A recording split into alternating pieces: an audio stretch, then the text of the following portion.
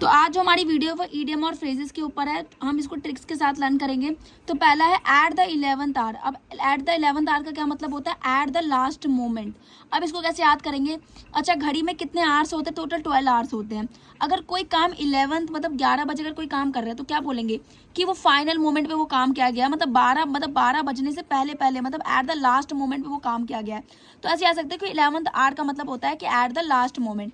ठीक है, जैसे इसका एग्जांपल है, he submitted the assignment at the 11th hour, मतलब उसने एकदम लास्ट टाइम पे अपना जो है असाइनमेंट सबमिट किया।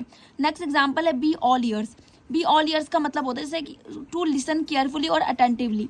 जैसे कि अगर हम दिमाग का भी इस्तेमाल करते हैं तो हमारा ध्यान कहीं और, ठीक है, दिल का इस्तेमाल करते हैं। लेकिन अगर हम बोले कि तो पूरे के पूरे कान बन जाओ, मतलब बी ऑल ईयर्स, पूरे कान बन जाओ, तो पूरे कान बनेंगे तो भाई कोई भी चीज़ है वो उसको केयरफुली और अटेंटिवली हम लिसन कर पाएंगे, समझ पाएंगे, सुन पाएंगे। तो बी ऑल ईयर्स का यही मतलब होता है।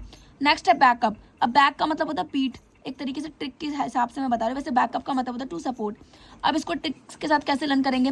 बैक का मतलब होता है पीठ और अप का मतलब होता है उठाना। अगर हम किसी के पीठ पे ऐसे हाथ रख के उसको उठाएंगे, उसकी हेल्प करेंगे, तो एक तरीके से सपोर्ट करना हो गया। तो बैकअप का मतलब होता है टू सपोर्ट। नेक्स्ट है बेल द कैट। अब इसको कैसे याद करेंगे? जैसे देख, हमने एक स्टोरी सुनी थी, जो एक बिल्ली होती है वो सारे चूहों को पकड़ पकड़ के खा जाती है। तो सारे चूहे एक मीटिंग करते हैं कि बिल्ली के गले में अगर हम घंटी बांध देंगे तो हमें उसके आने का पता चल जाएगा और हम बच के भाग जाएंगे।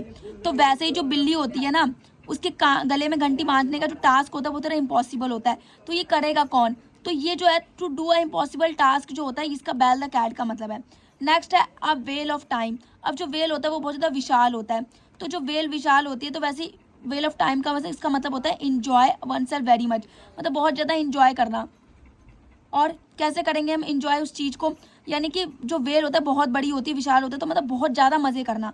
तो हम इसे याद कर सकते हैं, वेल ऑफ टाइम का मतलब होता है enjoy one self very much.